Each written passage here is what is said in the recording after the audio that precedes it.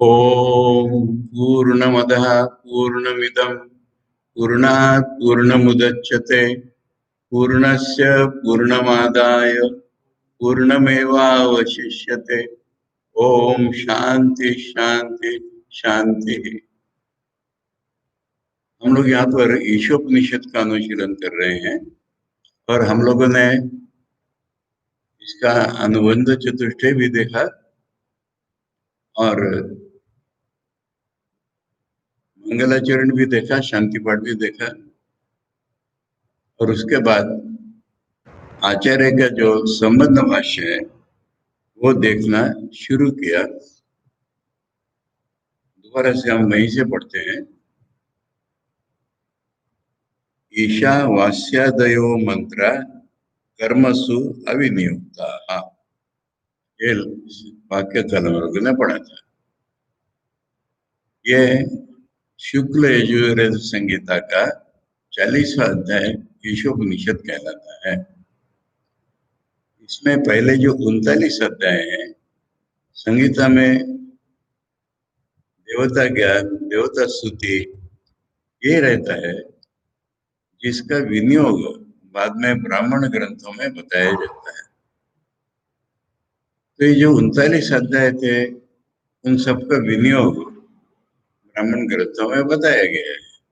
ये इसकी भूमिका है। ये है 40वां अध्याय। तो ये ईशावास्य से शुरू होने वाले मंत्र है।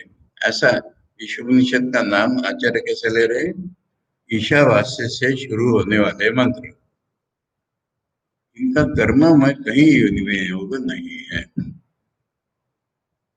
क्यों नहीं है? हमने एक बाजू देखी कि इनका कर्मों में विनियोग नहीं है, कहने का अर्थ है कि इसके पहले के सबका कर्मों में विनियोग था, वो हम लोगों ने देख लिया। अब इसका क्यों नहीं है? आचार्य बता रहे हैं, तेषाम अकर्म शेषस्य आत्मनो याथात्म्य प्रकाशकत्वात्। आत्मा जो है हमारा निजी स्वरूप, हमारी असलियत, सब लोगों की असलियत, ये जो आत्मा है ये किसी कर्म का भाग नहीं है। अकर्म शेषस्य, कर्म का जो भाग होगा वो कर्म शेष। अकर्म शेष माने जो कर्म का भाग नहीं है। उस आत्मा के याथात्म्य प्रकाशकत्व, याथात्म्य में फिर आत्मा शब्द आए, उसका अर्थ स्वरूप, उसका अपना निजी स्वरूप प्रकाश करने वाले ये मंत्र होने के कारण ईशावास्य से शुरू होने वाले मंत्र यानी ईशोपनिषद हमारी जो रियलिटी आत्मा, उसका यथार्थ स्वरूप प्रकट करने वाले होने के कारण वो कर्म का भाग नहीं है वो मंत्र। ये वाक्य का पूरा अर्थ होता है। अब इसमें क्या संबंध है वो अगले वाक्य में बताते हैं कि आत्मा का जो यथार्थ स्वरूप इस उपनिषद में बताया जाएगा वो कैसा है? याथात्म्यम च आत्मना, और उस आत्मा का यथार्थ स्वरूप शुद्धत्व, अपापविद्धत्व, एकत्व, अनित्यत्व, गलती करे पढ़ने में, एकत्व, नित्यत्व, अशरीरत्व, सर्वगतत्वादि वक्ष्यमाणम। वक्ष्यमाणम में इसी उपनिषद में बताया जाएगा। आदि है, पर इसके जो मुख्य शब्द हैं इस पूरे उपनिषद के, वो आचार्य ने भूमिका में हमको दे दिए हैं, जिससे हम समझ पाए कि विषय वस्तु क्या है। कह रहे उस आत्मा का जो स्वरूप है, पहली बात तो वो शुद्ध है। शुद्ध का तो अर्थ ही गम्य अद्वितीय होता है। भेजाल, अगर दो चीजें होंगी तो भेजाल होता है ना। आटे में धूल मिला देते हैं, आटा और धूल अलग अलग चीजें इसीलिए मिलाते हैं। मिट्टी के तेल में पानी मिला देते हैं, दूध में पानी मिला देते हैं गले। तो अडल्ट्रेशन जिसे हम कहते हैं, यानी अशुद्धि, अशुद्धि का अर्थ तो इसी के अलावा कोई चीज मिले वरना ये तो अशुद्धि होगी। बहुत से लोग पूछते हैं कि प्यूरिटी का अर्थ क्या है? अशुद्धि यानी मन है हमारा, मन हमारा है, हम उसमें विषय क्यों घुसा देते हैं, विषय क्यों मिक्स हो जाते हैं, वो अशुद्धि होगी। अब ये आत्मा का जो यथार्थ स्वरूप है वो ऐसा है ही नहीं कि उसमें कुछ दूसरा घुसाया जाए। वो अगर सर्वव्यापी है, वो अगर एकमेव अद्वितीय है, तो उसमें दूसरा कैसे कोई घुसाया जाएगा? इसलिए आत्मा को जो शुद्ध मान लेते हैं जो भी कोई, तो फिर उनका तो अर्थ ये हो गया ना कि आत्मा सर्वव्यापी है, आत्मा एकमेव अद्वितीय है। तो ये आत्मा का जो स्वरूप है ये इस उपनिषद में प्रकाशित किया जाएगा उन मंत्रों के द्वारा। अब ये कर्म शेष कैसे होगा? कर्म माने मैं करता और मेरी कोई क्रिया या कोई ऑब्जेक्ट के ऊपर मेरी कोई क्रिया, ये कर्म होता है। अब जब ये कर्ता और कर्म अलग अलग नहीं है जिस आत्मा में, वो आत्मा कर्म का भाग कैसे हो सकता है? इसे शायद लिंक करके जोड़ते जोड़ते पढ़ना है हमको। अब दूसरा शब्द आत्मा के यथात्मा का, अपाप विद्वत्व, यानी कोई चीज अपने में बड़ी प्योर है, बड़े ऋषि तपस्या कर रहे, और एक अफसर आई कि संपदा, कोई आदमी है, उसको अहंकार को भुला दिया कि आदमी का, तो इसलिए अपाप विद्धत्व माने शुद्धत्व को एम्फसाइज करने वाला शब्द होता है ये। विद्धत्व माने जैसे बाण किसी ने मारा किसी को, उसको कहते विद्ध। पापों के द्वारा जो विद्ध नहीं हो सकता ऐसा शुद्ध है। सारी चीजें हमको आत्मा का एकमेव द्वितीयत्व ही बता रही है, अलग अलग प्रकार से हमें सिखा रही है कि आत्मा शुद्ध है, उसमें भेजल नहीं है, क्योंकि भेजल करने के लिए कोई चीज आत्मा से अलग ही नहीं। आत्मा शुद्ध है, वो पापों से वेदन नहीं किया जा सकता, क्योंकि पाप तो तभी होता है कि जो करने वाला हो और कुछ कर रहा हो। आत्मा जब कुछ करता ही नहीं है तो पापी कहां से हो? आत्मा में दोष आएगा कहां से? आत्मा अगर एक सब्जेक्ट है और ऑब्जेक्ट को इसमें गुस्सा है तो वो दोष हो सकता है। आत्मा अगर सब्जेक्ट ऑब्जेक्ट ऐसे रिलेशन में है ही नहीं, एकमेव अद्वितीय है, तो उसको कौन क्या कर सकता है? और ऐसे आत्मा का कर्म में कैसे प्रवेश हो सकता है? क्योंकि कर्म तो विषय विषय विभाग के बिना नहीं होता है। उसके बाद का महत्वपूर्ण शब्द है एकत्व। आत्मा के एकत्व का अर्थ क्या हो रहा है? अरे आत्मा तो एक है, सब जानते हैं। मेरी आत्मा तुम्हारे आत्मा अलग अलग नहीं है, यही उपनिषद हमको सिखाएगा। आत्मा का एकत्व माने मेरी आत्मा तुम्हारी आत्मा अलग अलग नहीं है, आत्मा तो एक ही है सारी दुनिया में, यही उपनिषद हमको सिखाएगा। और जब एक ही आत्मा है, एक ही चेतन है, एक ही सच्चित आनंद है, फिर वही सवाल है कि इसमें कर्म कहाँ से घुसेगा, या कर्म में इसको हम कैसे घुसेंगे? नित्यत्व, आत्मा जो हमारा है ये परमानेंट है, ये पूरा काल में भी था, अभी भी है, बाद में भी रहेगा। अलग अलग मेरा तेरा आत्मा नहीं, आत्मा का एकत्व है। और ये आत्मा जो है वो नित्य है, नित्य अपरिवर्तनीय रूप से नित्य है। कैसे कर्म में भाग लेगा? कर्म में कुछ करके कुछ चीज नहीं बनाई जाती है,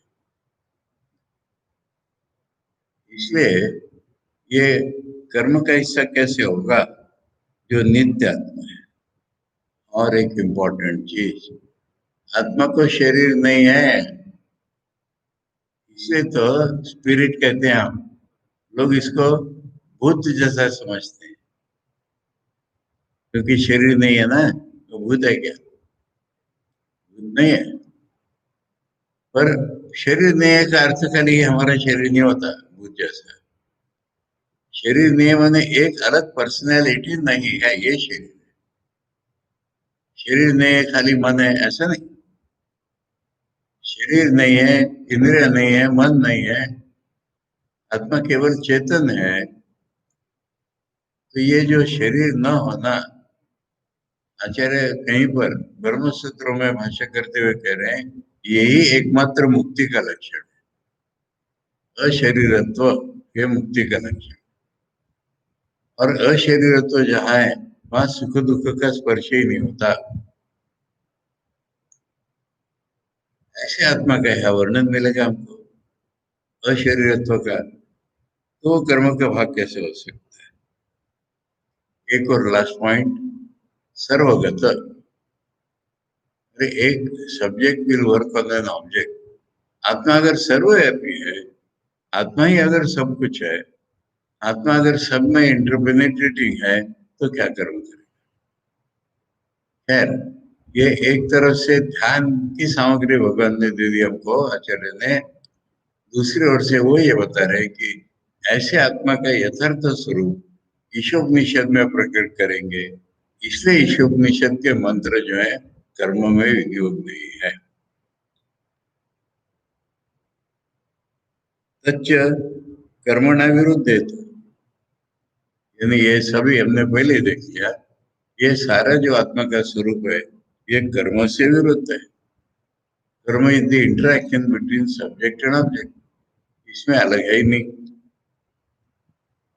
इति युक्त एवं येषाम कर्मसु अविनियोगा, इसलिए इनका कर्म में विनियोग न होना ठीक ही है। नहीं एवं लक्षणम आत्मनो, आप बता रहे हैं कि कर्म से हम क्या हासिल करें। आत्मा का कर्म में भाग नहीं है, क्योंकि इन चारों में से कुछ भी आत्मा नहीं कर रहा। कर्म से हम क्या हासिल करते हैं? नहीं एवं लक्षणम आत्मनो याथात्म्यम उत्पाद्यम विकार्यम आप्यम संस्कार्यम कर्तृभोक्तृ रूपम वा, ये चार चीजें ऑब्जेक्टिवली जो सारी दुनिया में है, और इसके पीछे सब्जेक्ट में क्या है? कर्ता और भोक्ता। अब आत्मा न तो ये चारों चीजें है, न कर्ता भोक्ता है। यानी कर्म का भाग क्या क्या हो सकता है ये बताया। कर्म करके हम किसी बाहर की मटेरियल वस्तु को बदलते हैं, वो इसमें नहीं है। और करने वाले हम होते हैं, अनुभवने वाले होते हैं, वो भी नहीं है। तो कर्म का कौन सा हिस्सा बचा? अब ये चारों चीजें समझने लायक है। पहले उत्पाद्यम, मिट्टी से हमने घड़ा बनाया, कर्म ही है। घड़ा पहले नहीं था, अब बन गया, तो हमने बनाया, ये कर्म हो गया हमारा। उत्पाद्यम का उदाहरण ये हम कह सकते हैं। दूसरा जो उदाहरण है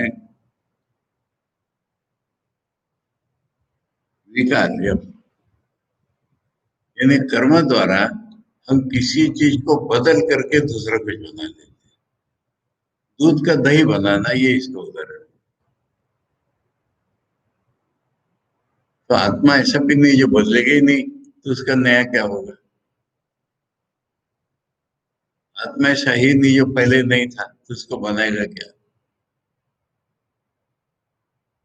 तो आत्मा को बनाना संभव नहीं है, आत्मा को बदलना संभव नहीं है।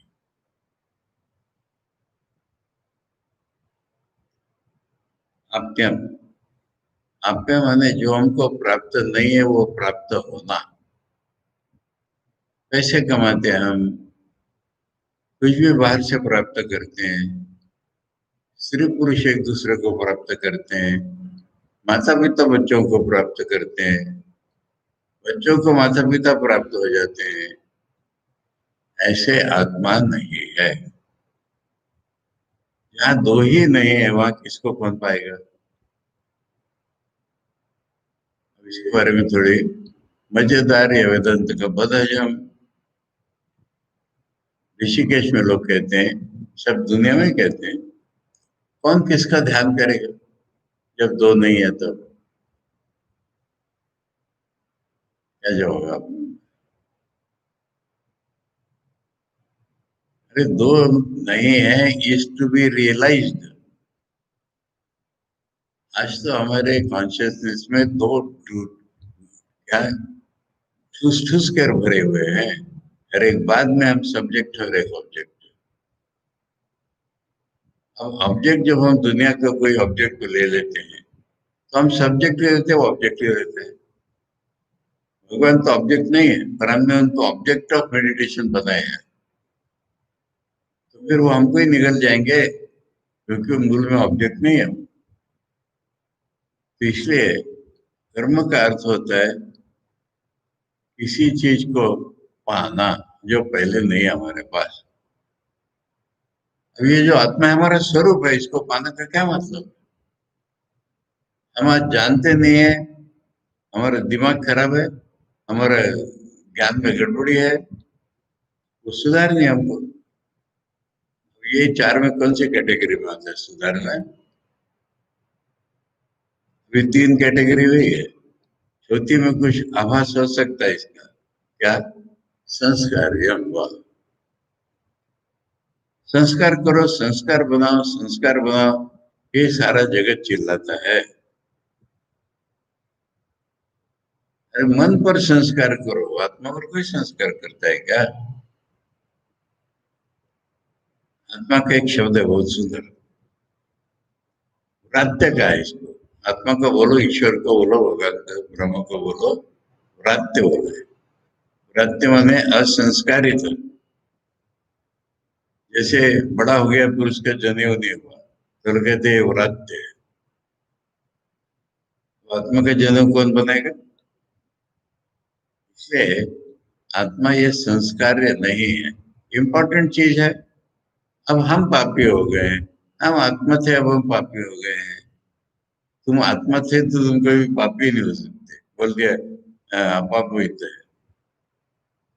इसलिए कर्म से हासिल करने वाले और क्या है पूरी दुनिया में बता दो पहले। इनको छोड़ करके कर्म कुछ कर सकता है क्या? वो ब्रॉड कैटेगरीज में नहीं है क्या? उत्पाद्य और विकार्य, आप्य, संस्कार। अब एक चीज और रहेगी, इन चारों से हमने बताया कि आत्मा कोई एक ऑब्जेक्ट नहीं है। अब एक इंपॉर्टेंट चीज रह गई, आत्मा सब्जेक्ट भी नहीं है। बहुत से लोगों की भूल धारणा है, ईश्वर ने ये क्यों नहीं किया, वो क्यों किया, ये किया, वो किया। ईश्वर कुछ भी नहीं करते। इसलिए निर्गुण ब्रह्म का स्वरूप जो आत्मा में यहाँ बताया जाएगा, ये आत्मा कोई ऑब्जेक्ट नहीं अब तक बताया। आत्मा कोई ऑब्जेक्ट के रिलेशन वाला सब्जेक्ट भी नहीं है। ऑब्जेक्ट के रिलेशन वाला सब्जेक्ट कैसे होता है? मैं करता हूं, मैं भोगता हूं, इसको छोड़ करके मैं की व्याख्या करके देखिए।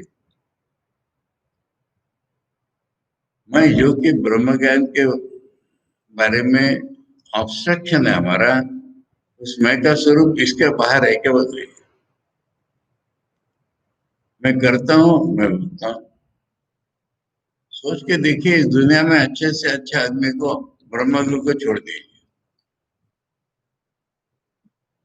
अवतार को छोड़ दीजिए, उसे मैं ही नहीं है। उसे मैं जो दिखता है वो एक जगत कल्याणात्मक मैं, वो चीज अलग है। और जो पार्वती है, जो सत्य है, जो ईश्वर के लिए आराधना कर रही है, उसको, उसका लक्षण ये है कि करता भी नहीं है, भोगता भी नहीं है। तो फिर आत्मा कैसी है? अंग्रेजी में हम कहेंगे सब्जेक्ट ऑब्जेक्ट लेस रियलिटी, विषय विषयी बोध रहित सच्चिदानंद, ये आत्मा का स्वरूप है। और ये इस उपनिषद में बताया जाएगा। ऐसे उपनिषद जो है वो बाह्य विषयों में जाएगी कैसे? ये इंपॉर्टेंट शब्द हो गया कि खाली इलिमिनेशन ऑफ द ऑब्जेक्ट्स नहीं, elimination of the subject also. हमें खूब फील होने दो, हम ये करते हैं, वो करते हैं। हम करता नहीं है। कौन करता है? कोई नहीं करता। क्या दिख रहा है? माया। लोग इसमें जुड़े हुए हैं। कौन करता है, कौन करता है, कौन करता है, ढूंढेंगे, पता चला लेंगे। या आत्मा अगर है सब, तो फिर तो ऑब्जेक्ट ही नहीं रहा कुछ। इसलिए ये संबंध जो है ना, वो महत्व का होने के कारण दो प्रकार से बता दिया।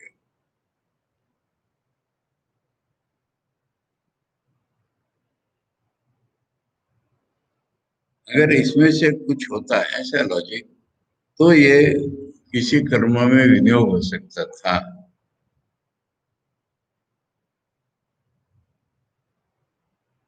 सर्वासाम उपनिषदाम आत्म याथात्म्य निरूपणेन एव उपक्षया। सारे उपनिषदों को इकट्ठा कर लो, खाली ईशावास्य का नहीं, तो भी ज्ञान, तो भी अपना जीवन दिखा रहे, तो भी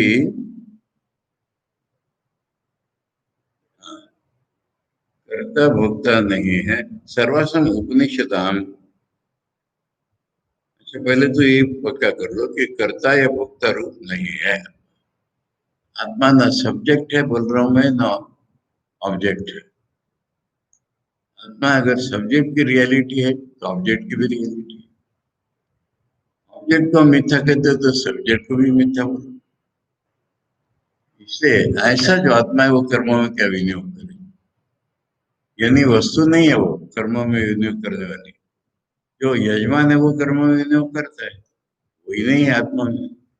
इसलिए कह रहा था कि आत्मा जो है सब्जेक्ट के रूप में रिलेटिवली हम बोलते हैं मगर ने किया वो किया, पर जब स्वरूप देखते हैं तो आत्मा को हम एकमेव अद्वितीय घोषणा करते हैं।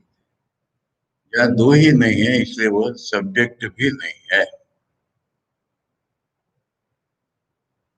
ये तो हमारी दुर्बलता है कि हम सब्जेक्ट ऑब्जेक्ट के बिना देखते नहीं, इसलिए भगवान ने ये किया, भगवान ने पानी बरसाया,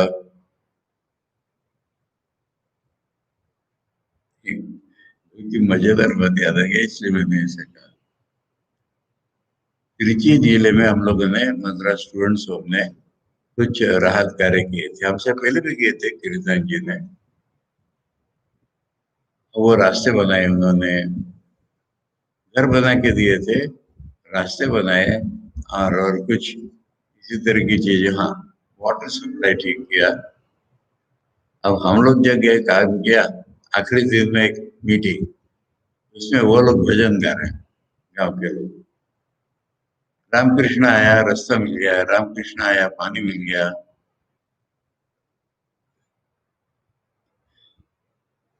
रामकृष्ण मिशन की पहचान उनके मुंह।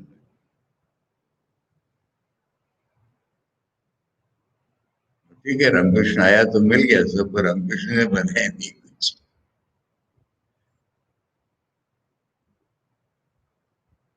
अब कह रहे हैं कि अगला शब्द हम वाक्य पढ़ा था, ये ईशोपनिषद का हाल हो गया।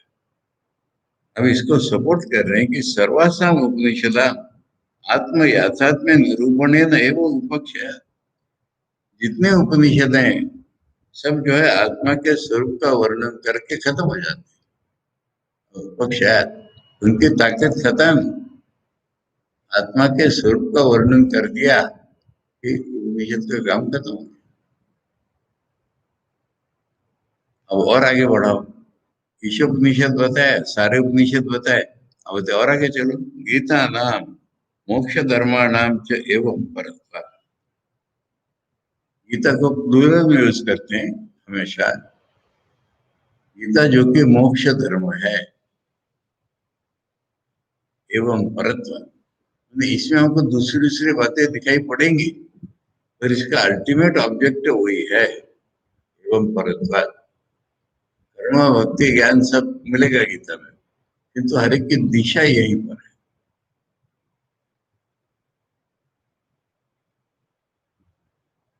तस्मात आत्मनो, अब यह है कि कर्म किसके लिए होता है, कर्म का उपदेश वेदों ने क्यों दिया है, किसके लिए होता है ये। तस्मात आत्मनो अनेकत्व कर्तृत्व भोक्तृत्वादि च अशुद्धत्व अपाप विद्धत्वादि च उपादाय लोक बुद्धि सिद्धम कर्माणि विहितानि। इसी ईशोपनिषद में कर्मों की चर्चा आएगी और कर्म करने को हमको बोलेंगे। ये उपनिषद का भाग कैसे, आप कहते उपनिषद ज्ञान का है, इसमें कर्म का संबंध नहीं आता, तो ये इस उपनिषद में ये कर्म क्यों आया है फिर।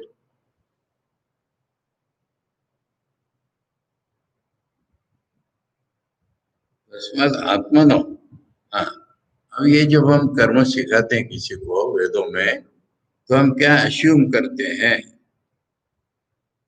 ये जो आत्मा है ये अनेकत्व, पहले तो अलग अलग हम है तभी तो कुछ काम सिखाते हैं हमको।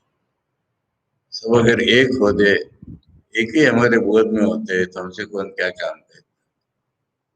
तो सबसे पहले याद रखो, तस्मात् आत्मनो अनेकत्व,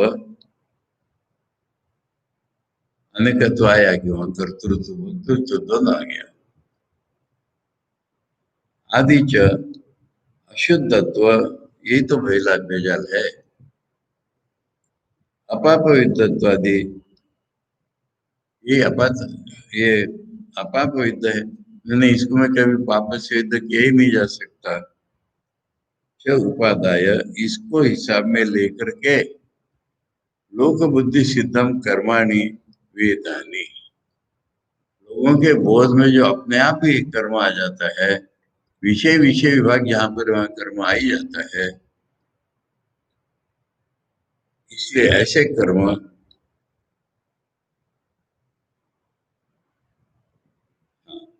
कर्म जो लोग सिखाते हैं उसमें ये अश्यूम्ड होता है कि आत्मा अनेक है, आत्मा में कर्तृत्व वक्तृत्व आदि है, तभी तो आत्मा कुछ कर पाता है। और आत्मा कुछ कर पाता है इसलिए अच्छा काम करो तो विशेषण दिए जाते।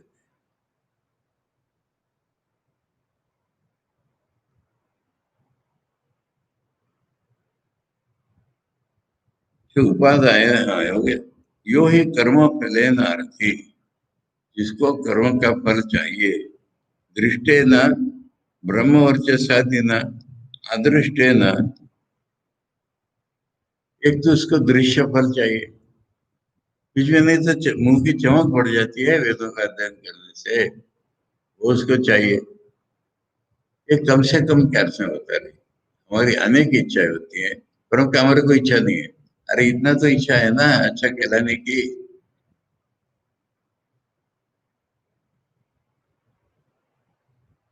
और अदृष्ट है ना स्वर्ग आदि ना, देखा जो नहीं है, वेदों में ही पढ़ा है, लोगों के मुझसे सुना है कि स्वर्ग भी होते हैं, वहां भी जाना है हमको।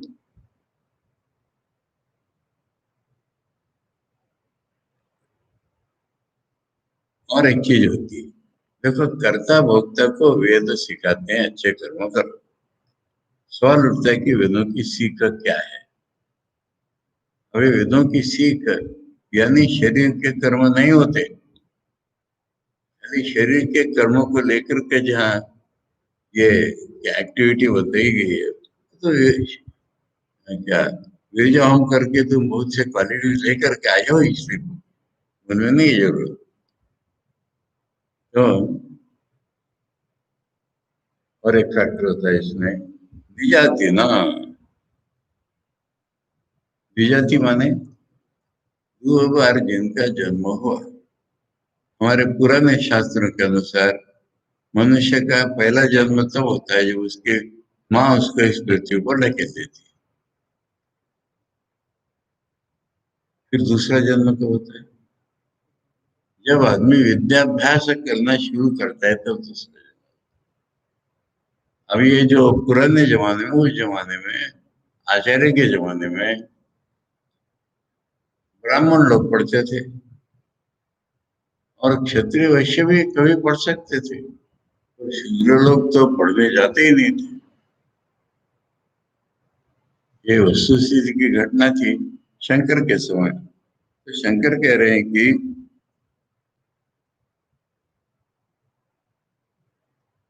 आत्म विषय स्वाभाविकम निर्वर्तन्ते, आत्मा के विषय में जो स्वभाव से विपरीत ज्ञान है, अज्ञान हमारा, उसको एश्यूम किए बिना कर्म हमारा टिकता ही नहीं है। उपनिषद में क्यों उसको टिक करके रखेंगे?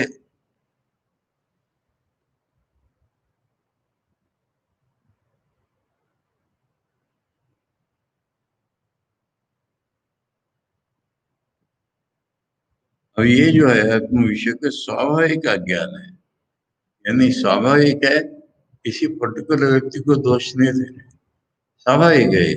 पर कहाँ से आया? नेचुरल नहीं, पर गलत है, पाप है। स्वाभाविक है पर पाप है, पाप है पर स्वाभाविक है। इसलिए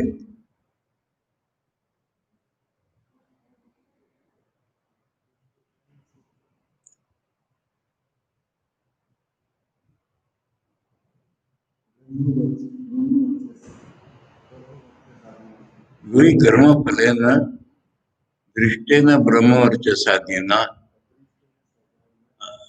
मैंने पढ़ा था ये, इसका अर्थ ऐसा है कि वेदों का अध्ययन करोगे तो मुंह पर चमक आएगी तुम्हारे।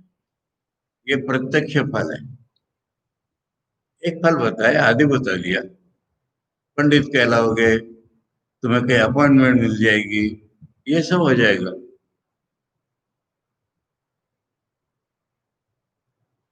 अभी चल रहा है ये कि कर्म किसके लिए विहित है, ये टॉपिक है। जो आत्मा का नित्य स्वरूप है, वो जिसने जान लिया, उसके लिए कर्म की संभावना ही नहीं। अब आत्मा का स्वरूप जिसने उल्टा जाना, उसके लिए कर्म है, बता रहे। ऐसे को ही अश्यूम करके कर्म का, लोक बुद्धि सिद्धम कर्माणि वेदानि, कर्म जो है लोगों के बोध में नित्य स्वाभाविक रूप में है, वेदों ने नहीं सिखाए हैं। वेद खाली बोलते हैं गलत कर्म मत करो, अच्छे कर्म करो। और तुम्हें पता नहीं अच्छे बुरे कौन से, तो हम बता रहे हैं ये कर्म अच्छे, ये वेदों का काम हो गया वहां पर। तो इसलिए अशुद्धत्व पाप युद्धत्व आदि च उपादाय, इसको लेकर के लोक बुद्धि सिद्धम कर्माणि वेदानि। अब इसी को समझा रहे हैं कि क्यों आदमी कर्म करता है, या कौन आदमी से कर्म करने को कहा जा सकता है।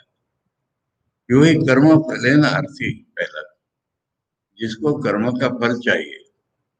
अब ये कर्म का फल दो प्रकार से होता है, दृष्टि न ब्रह्मोर्च आदि न, दृष्ट फल, अदृष्ट न स्वर्ग आदि न, मरने के बाद स्वर्ग में जाएगा।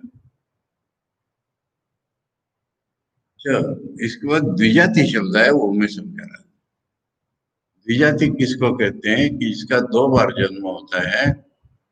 एक बार माँ के गर्भ से जन्म हुआ, वो अज्ञान में आगे बढ़ता है। जब उसका उपनयन होता है तब उसका दूसरा जन्म होता है। और ये उपनयन किसका होता था पहले, आज भी कहीं कहीं होता है, ब्राह्मण क्षत्रिय वैश्य तीनों जातियों, शूद्र में नहीं था। इसलिए द्विज शब्द साधारणतः ब्राह्मणों को लगाते हैं, साधारणता ही लगाते हैं। पर्टिकुलर द्विज का अर्थ है दो जन्म वाला। दो जन्म वाला कौन? क्षत्रिय वैश्य शूद्र। आप लोगों ने देखे नहीं होंगे तो आंख खोल करके देख लेना। तुझे कथा बताऊं इसकी, रिलेवेंट रिलेवेंट देख लो। जहाँ मैं 10 साल था, Ramakrishna Mission Students Home, Chennai. अब ये जो स्टूडेंट्स होम था, उसमें ब्राह्मण लड़के थे, अब्राह्मण लड़के भी थे, शेड्यूल कास्ट भी थे, फर्क कुछ नहीं था। किंतु जो भी होते थे अत्यंत गरीब होते थे ना, अनाथ या गरीब बच्चों के लिए ही। अब जो ब्राह्मण है या ब्राह्मण है, तो उनका उपनयन कौन करेगा? अनाथ है तो उपनयन कौन करेगा? अत्यंत गरीब है तो पैसे खर्च करके उपनयन कैसे हो? और उपनयन हुए बिना आदमी का जीना ही ठीक नहीं है, ब्राह्मणों का कम से कम। तो इसलिए लोगों ने, शरीरे लोगों ने एंडोमेंट्स क्रिएट किए थे। इस एंडोमेंट से जो पैसा आएगा वो ब्राह्मण लड़कों के उपनयन के लिए लगाया जाए, ऐसे कुछ एंडोमेंट्स वहां पर थे। और हमारे यहाँ अक्षय तृतीया को कई लोगों के उपनयन हुआ करता था। हम लोग ही होस्ट, हमारे जो गृहस्थ भक्त थे वो बाप का काम कर लेंगे। उपनयन में बाप के गोद में बैठता है बच्चा, और बाप ही गायत्री मंत्र सिखाता है गुरु के प्रेजेंस में, और फिर वो गुरु को सौंप देता है। ये उपनयन है। तो हमारे स्टाफ मेंबर्स कोई भी अच्छे अच्छे लोग ये सब बाप बन गए। प्रीस्ट हम लोगों ने बुलाए, सारा खर्चा सोनसम की तरफ से हुआ। क्यों? ये एंडोमेंट है हमारे पास, इसलिए एंडोमेंट्स है ऐसे कुछ। अब जब हम लोग का राज्य आया मैंने विधवानंद जी का, उनको दिल में बहुत चुभ रही थी बात। वो ब्राह्मण जाति के थे सन्यास के पहले, और उनको ये बात ही चुभ रही थी कि हम ब्राह्मणों के लिए अलग से क्यों कुछ करेंगे स्टूडेंट्स। हम सब जाति को जब समान मानते हैं, सब जाति के लिए काम करते हैं, तो हम ये ब्राह्मणों के लिए अलग से क्यों करेंगे? तो उन्होंने बेलूर मठ को पत्र लिखा कि एंडोमेंट्स है इसलिए किए जा रहे हैं, पर हमें इजाजत तो हमें एंडोमेंट्स बंद कर देते, नहीं करेंगे। तो बेलूर मठ से लेटर आया, ऐसा मत करो, एंडोमेंट जिस काम के लिए वो उसको काम को ही चलने दो। तुम अगर चाहते हो तो तुम ब्राह्मण क्षत्रिय वैश्य सबके करो, खाली ब्राह्मण के करना तुमको चुभता है तो त्रैवर्णिकों को अलाउड है सबके लिए करो। तब से हमारे यहाँ सबके लिए होती थी, ये बता रहा हूँ। तो इसमें द्विज शब्द आया, इसके लिए मैंने इतनी व्याख्या। अब आज कहानी है बताने की। देखो, भारत में सब जगह तो मुझे मालूम है, जब एक एक जगह देखता हूँ, सभी जगह देखता हूँ हर जगह के ऊपर अत्याचार हो रहे हैं, परंतु ब्राह्मण और ब्राह्मणेतर ये भाग सब जगह इतना नहीं होता।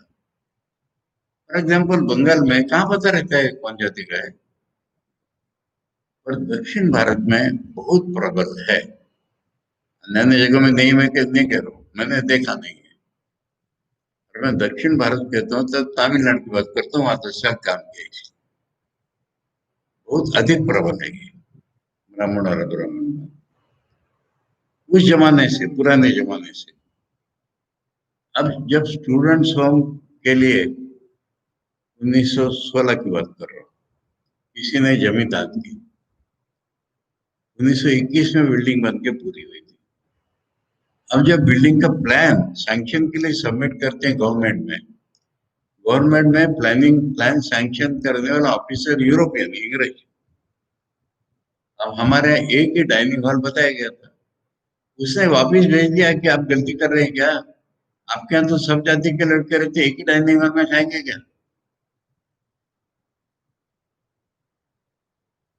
अंग्रेज अधिकारी ऑब्जेक्ट करके भेजे। हमारे यहाँ से जवाब दिया हुआ है, देखो मैंने बिल्कुल आदिकाल से सारी फाइलें स्टडी की, इसलिए हमारे यहाँ से जवाब दिया है कि हमारे लिए नई चीज नहीं है। हमारे यहाँ पहले से ब्राह्मण अब्राह्मण इकट्ठे ही खाते हैं। हमारे यहाँ भी फर्क था, ला जाती है उस बात पे। अरे बताने दो ना, शेड्यूल कास्ट की बात, मैं बहुत फंडामेंटल बातें कर रहा हूँ। ला जाती है मैंने, मैं कह रहा हूँ सोसाइटी कैसी थी, मैं पूरी कहानी बताऊंगा आज इसकी। शेड्यूल कास्ट भी थे, उसी डाइनिंग हॉल में खाते थे, मैं तो क्रेडिट बताने जा रहा हूँ, एक पर्दे के पीछे ब्राह्मण और अब्राह्मण एक साथ खाएंगे, और शेड्यूल कास्ट के बच्चे भी उसी हॉल में खाएंगे, एक पर्दा डाल के पीछे खाएंगे। ये बात अलग।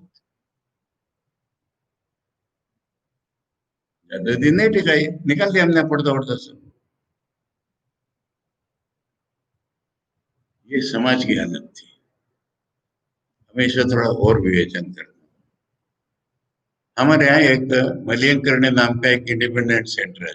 वो पहले हमारे स्टूडेंट्स होम के अंडर था। वहाँ एक टीचर थी, वो रिटायर हुए। रिटायर होने के पहले से उन्होंने जिसको जादू के खेल कहते हैं ना, ये बड़ा सीखा था। वो खेल के दिखाते थे हमको, एनुअल फंक्शन में दिखा रहे। एक जादू की ट्रिक है। कौन सी? 3 रस्सियां ले, वो हमको दिखाएंगे। एक लंबी रस्सी, एक मिल, माने वो जादू का खेल कई लोग दिखाते हैं, पर इनमें उनका नरेशन जो था, एक लंबी रस्सी है, एक मिडिल, एक छोटी। वो कहेंगे ये ब्राह्मण, ये अब्राह्मण, ये शेड्यूल। फिर एक ट्यूब दिखाएंगे, खाली ट्यूब। ये क्या है? रामकृष्ण मिशन का स्कूल। इसमें वो 3 रस्सियां डाल दी उन्होंने, खींची तब तीनों समान। देख रहे कुछ फर्क? लोगों को खूब आनंद हुआ, ताली बजा रहे, रुको रुको। और एक ट्यूब दिखाई खाली। ये क्या है? बाहर का समाज। और जो समान हो गई थी रस्सियां, वो उसमें डाली, खींची तो फिर एक लंबी, एक बीच की, एक छोटी।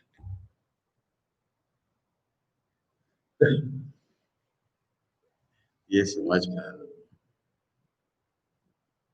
हमारे यहाँ 2 बच्चे एक ही गांव के, अच्छे फ्रेंड्स हमारे यहाँ। बोले हमारे गांव में एक दूसरे से बात करना हमारा मन है। यहाँ तक समाज। खैर, द्वितीय शब्द की ओर से मेरा इतना व्याख्यान हुआ। हालत बता रहा हूँ। अब मैं देखता हूँ आंखें खोल करके कि भारत में कई जगह ये चीज। बिहार में क्या काम है, यूपी में क्या काम है, राजस्थान में अपने आंखों के सामने हम देखते हैं। खैर, यहाँ पर शब्द द्विज है, याद रखना, ब्राह्मण नहीं है। यद्यपि द्विज शब्द साधारणतः ब्राह्मण को लगाया जाता है। द्विज माने जिनका दूसरा जन्म हुआ है वो, इसके लिए मेरा इतना विवेचन। तो ब्राह्मण, क्षत्रिय, वैश्य, इन लोगों का अनादिकाल से उपनयन होता था। ये बीच में बढ़ गया, जाति भेद बढ़ गया, ये बढ़ गया, वो बढ़ गया, वो छोड़ो।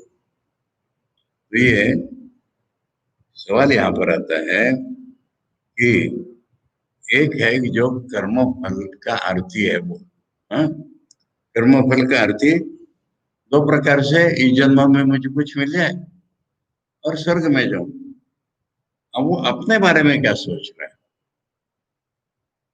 अपने बारे में क्या सोच रहा है? मैं द्विजाति हूँ, इसलिए मेरा ये अधिकार है, मैं काम करूंगा, पूजा मैं करूंगा, तुम नहीं कर सकते। ने अभी पूरा ढीला नहीं हुआ है, रूमट में है। इतनी मजा सुना था, ज्यादा नहीं, इतने सुना ही देना चाहिए। देखो, मैं जब वार्डन बना, वहां पर 2 विंग्स है हमारे मद्रास। एक को हम फ्रंट होम, बैक होम कहते हैं। जूनियर सीनियर मैंने 6ठी से लेके 10वीं तक के लड़के एक भाग, और डिप्लोमा के मैकेनिकल इंजीनियरिंग और कॉलेज में पढ़ने वाले लड़के सीनियर। अब मुख्य जो मंदिर है वो जूनियर फ्रंट होम में ही है। मंदिर किसका है?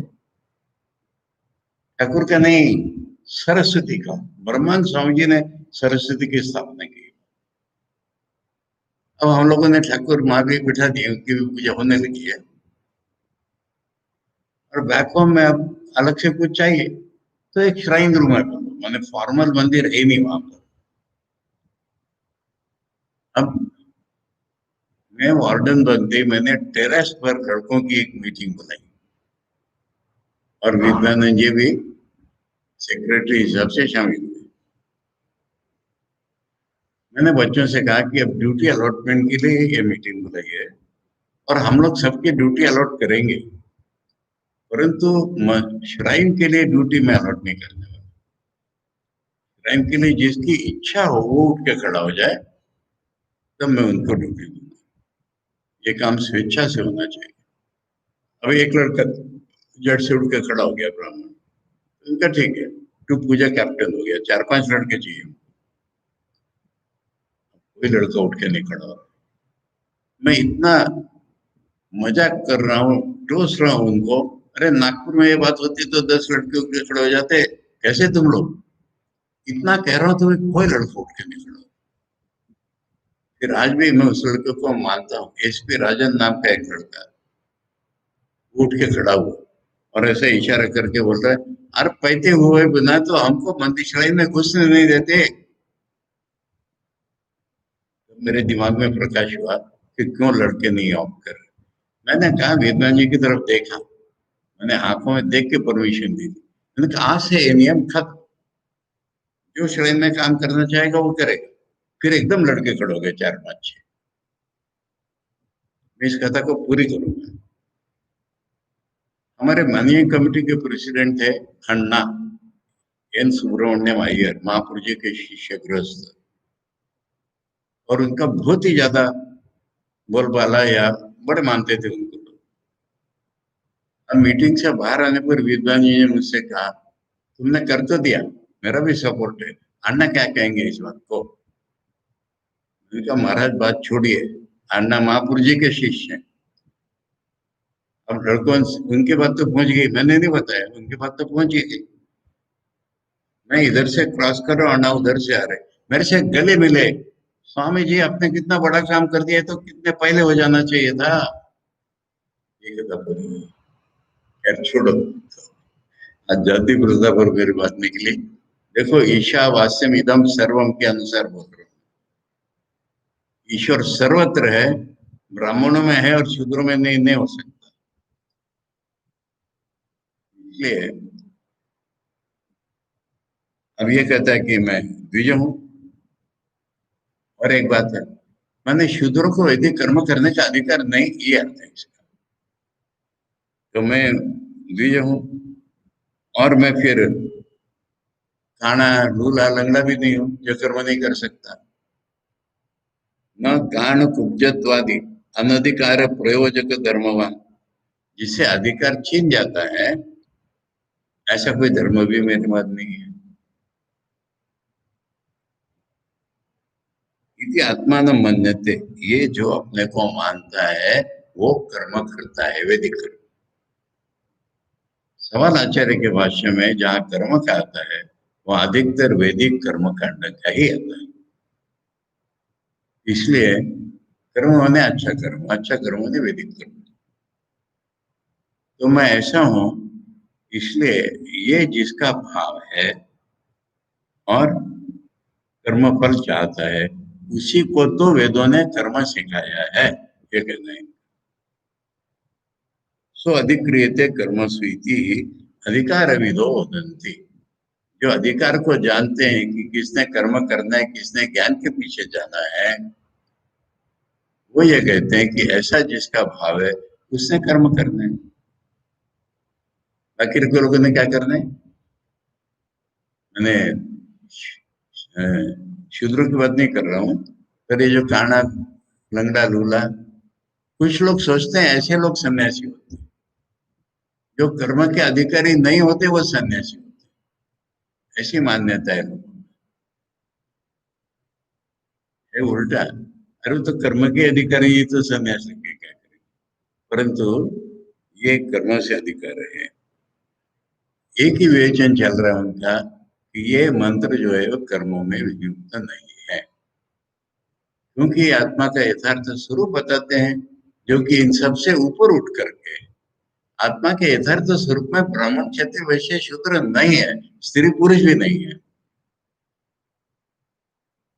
आत्मा का यथार्थ स्वरूप शुद्धत्व, अपाप विद्धत्व, एकत्व, नित्यत्व, अशरीरत्व, सर्वगतत्व।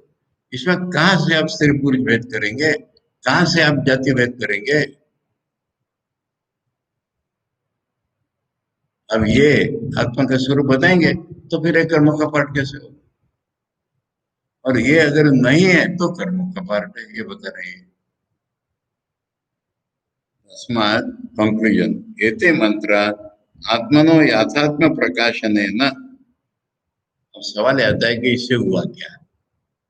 ये मंत्र कर्मों में विनियोग नहीं है, ठीक है, इसमें आत्मा का यथार्थ स्वरूप बताया गया है, ये भी ठीक है।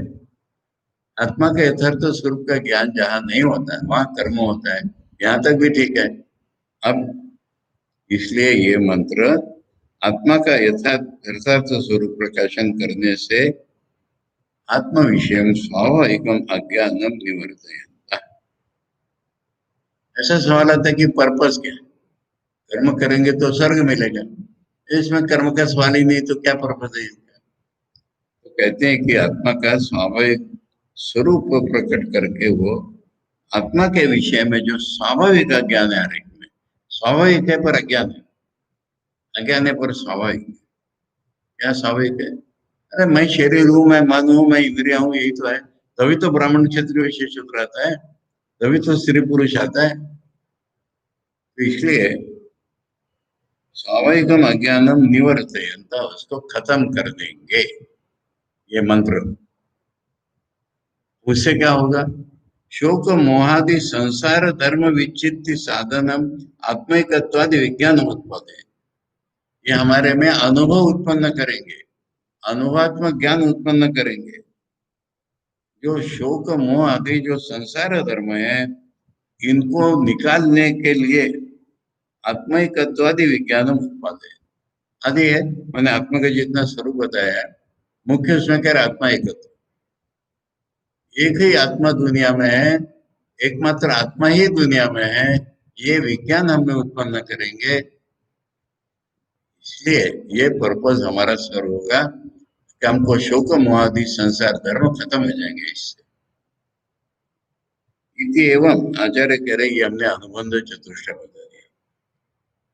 इति एवं उक्त अधिकारी अभिधेय संबंध प्रयोजन प्रयोजनान मंत्रान संक्षेपतो व्याख्यास्यामः।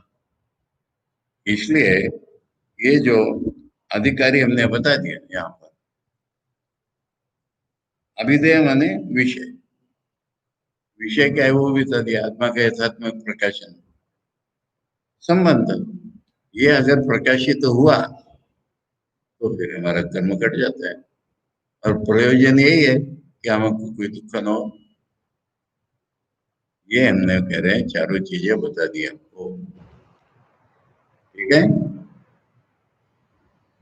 ऐसे हम प्रत्यक्ष मंत्र पढ़ करके भाष्य पढ़ेंगे।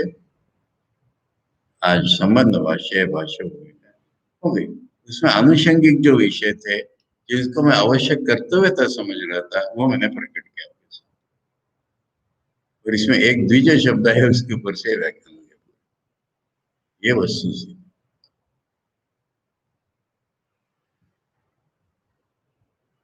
इससे न हिंदू समाज चलता है, न भारत चलता है, न कुछ नहीं।